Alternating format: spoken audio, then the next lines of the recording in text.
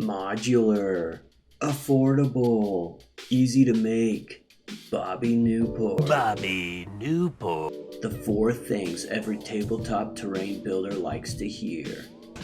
What's up guys, I'm Caden and today I'm going to show you how I built this modular house out of dollar store products.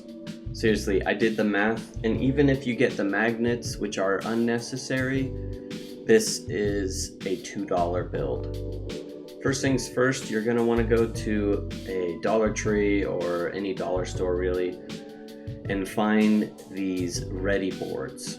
I've seen them come in black and white. The color doesn't matter as long as it's the ones that the paper peels off. Then just head across the street to Walmart and grab yourself a hot glue gun and glue sticks if you don't already have them, and some craft paint. Now there's three parts to this build: the foundation, the body of the house, and the roof.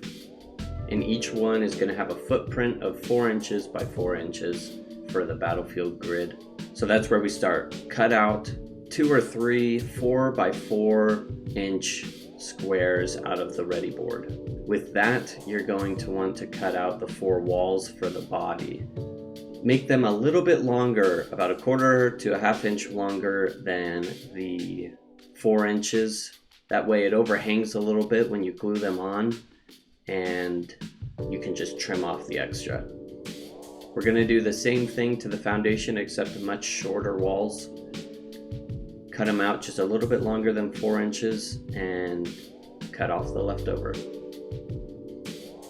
The roofs, I just cut out 2 triangles, made sure they were even, and eyeballed the roof tile squares to glue onto them. Now that we have the 4 main structures built, the foundation, the body, and the roof, we're going to go into detail. And this is where the fun is. First thing I do is I cut out a bunch of thin slices, just kind of eyeball it. At this point, there's no need to measure anymore. Go across them with a wire brush. This adds a wood grain texture to it. Don't go too hard with the wire brush or too much. Just one good clean pass is all it takes. Then I just glue on the trim boards that I just made to the corners of the body. Trimmed them down to size. Again, I didn't measure, I just glue, cut off the extra. Look up some reference pictures of some old fantasy style stucco buildings and try to copy some of the designs that are on there. It's a lot of fun to just get creative with the different placements of the support beams and trimming pieces to the house. Cut out a door, put some trim around that, and then glued on a piece to the inside to act as the door.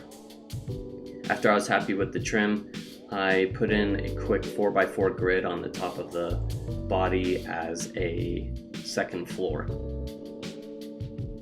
Pro tip, if you take a razor blade just to the sharp edges of the trim wood and take out some chunks, it really adds to the weathered wood look that we're going for, and you'll see it pop more in the painting steps.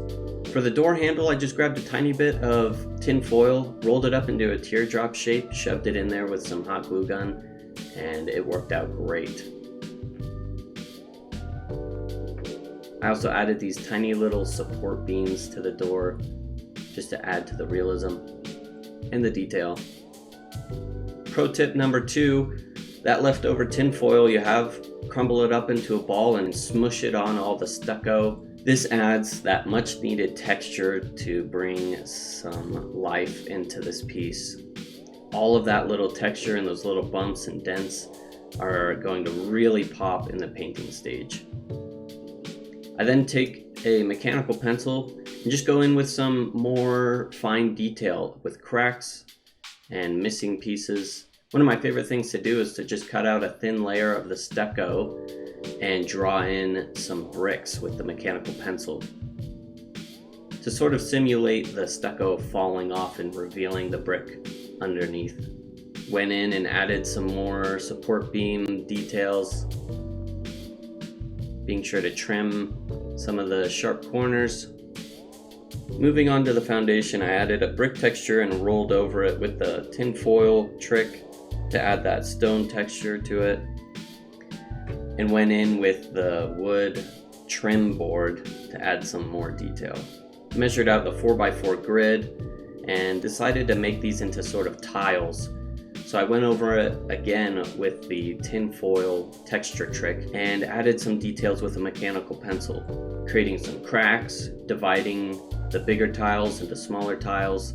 Now with the roof, I added a support beam to the top where all the shingles meet.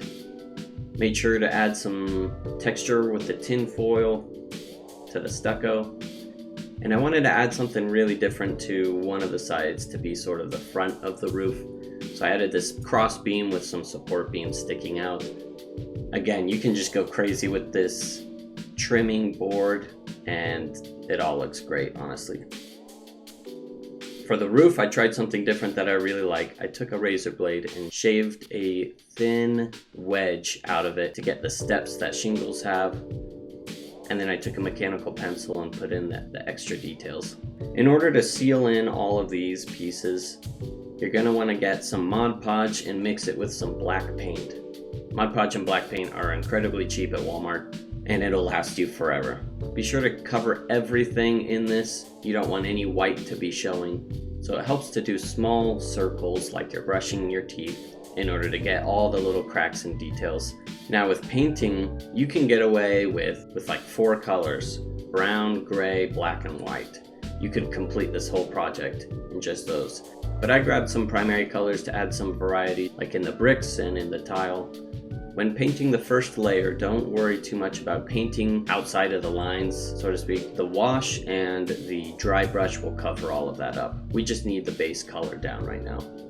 For the wash, I mixed together black, brown, green paint and a bunch of water. Really water it down so it can flow into the cracks and detail of the piece. Test it out on a corner before you go crazy, and if it looks good, then go crazy. Put it everywhere. This grounds the piece and makes it all cohesive, weathered, old, and makes it feel alive. This is one of my favorite steps, just because all of that hard work in the detail really pops, and it's so rewarding to see the piece transform. Now the next step of painting is the dry brushing. So I grabbed tan and essentially dry brush it over everything. The stucco walls I do a little bit thicker than a dry brush, but the wood trim, the door, the wood floor, even the brick and the tiles, I all go over with a dry brush of this tan color. If you haven't dry brushed before, just load the brush up with some paint and then wipe it out onto a paper towel until there's almost nothing coming off. That way when you go over the piece, only the highest points of the texture are actually scraping any paint off of the brush. That way you preserve the dark cracks and texture. The roof I decided to paint blue, and I went a little too saturated on the first pass. I was able to go over again with a wash off camera. I apologize. Go over the roof again with a wash to tone it down and give it a more old weathered look, and then dry brush the tan over the top of that. The door, I took some metallic paint again that you can pick up at Walmart for like $1 and just dabbed it on the edges and corners of the metal brackets and the doorknob. Then you're going to want to seal in the paint job. For this I used clear acrylic sealer that I picked up at Walmart. I'm sure you could find for cheap. I think it was like $7. Okay, so the last thing is I added magnets to the corners of each piece. I picked up like 300 neodymium magnets for $12 off of Amazon, and you don't even have to do this. I went a while without using any magnets on my builds. It was only recently that I started using them, and I'll make a video going into more detail on using magnets in your modular builds. And that's that. Now you have a modular house, and with this easy process you can crank out like 5 or 6 houses with just $1 ready board and have a whole modular city that you can build for your players to die in. Thanks so much for watching. Be sure to drop a like and subscribe if you like my content. That way I know to make some more. Have a good day and keep crafting.